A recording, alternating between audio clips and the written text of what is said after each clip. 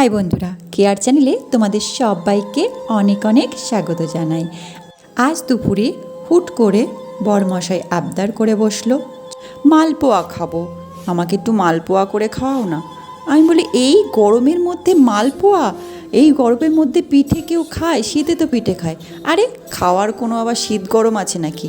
ইচ্ছা হয়েছে মালপোয়া খেতে, তো তুমি আমাকে খাওয়াবে? তো চলো, চটপট আমি রেডি হয়ে রান্নাঘরে চলে এলাম।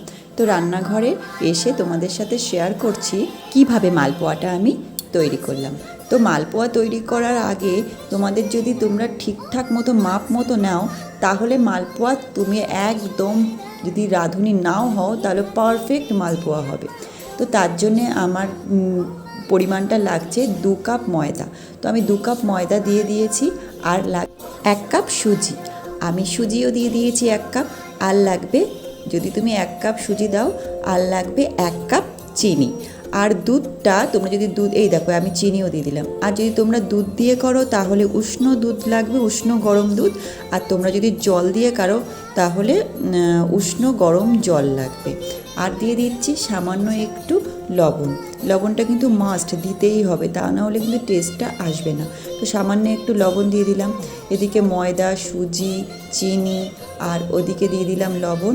আর এই কাপে মেপেই আমি কিন্তু, যে কাপ মেপে তোমরা দেবে সেই কাপ মেপেই আমি কিন্তু দেব এখন দুধ, উষ্ণ গরম দুধ। তোমরা যদি মনে করো উষ্ণ গরম দুধ দেবে, দিতেও পারো। আবার তোমরা যদি মনে করো গরম জল দেবে, তাহলে উষ্ণ গরম জল তোমরা দিতে পারো। তো তার আগে আমি সব উপকরণগুলোকে একসাথে ভালো করে মিশিয়ে নেব। তারপর আমি দিয়ে দেব দুধ।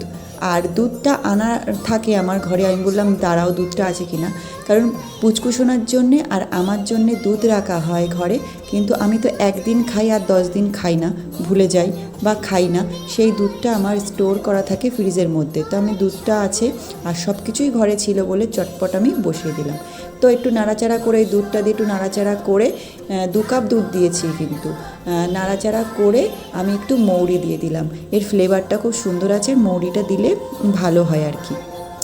তো এটাকে যত ভালো করে তোমরা ফেটাবে, যত বেশি করে ফেটাবে, ততই কিন্তু তুলতুলে হবে বা টেস্টি হবে বা নরম সফটি হবে। তো ভালো করে ফেটাতে হবে। এরপর তো আমি ভালো করে ফেটিয়ে আমি কিছুক্ষণের জন্যে রেস্টে রেখে দেবো। কিছুক্ষণের জন্য রেস্টে থাকার পর, আমি কিন্তু কিছুক্ষণ রেস্টে রাখার পর তারপরে আবার চলে এসেছি। আবার ভালো করে একটু ফেটিয়ে নিয়েছি, দেখতেই পাচ্ছ। গরম হোক বা ঠান্ডা, শীতকাল হোক বা বর্ষাকাল, যখনই হোক না কেন, খেতে ইচ্ছা করলে তো করতেই হবে বলো। তার জন্যে আমি আর দেরি না করে চটপট রেডি হয়ে গেলাম মালপোয়া বা তেলের পিঠে তৈরি করতে। তো দেখো, এদিকে আমি তেল বসিয়ে দিয়েছি, আর একটু বেশি পরিমাণে তেল লাগবে। আমি এখানে সাদা তেল দিয়ে দিয়েছি, আর তেলের মধ্যে তারপর এক এক করে ছাড়ছি। আমি কিন্তু তারপরে একটু বলতে ভুলে গেছি, 2 কাপ যে দুধ দিয়েছিলাম, তারপরে আমার দেখছি ঘনত্বটা একটু গাঢ় হয়ে গেছে, সুজিটা ভালো ফুলেছে। তো আরেকটু আমি দুধ অ্যাড করেছিলাম। তারপরে দেখো কি সুন্দর করে আমার মালপোয়াগুলো ফুলে ফুলে উঠছে। তো যখন ফুলে ফুলে উঠলো, তারপর এই দেখো প্রথমেগুলো, তারপরে একটু দুধটা অ্যাড করেছিলাম। অ্যাড করার পরে একটু এই রকম টাইপের এই যে মালপোয়াটা হলো।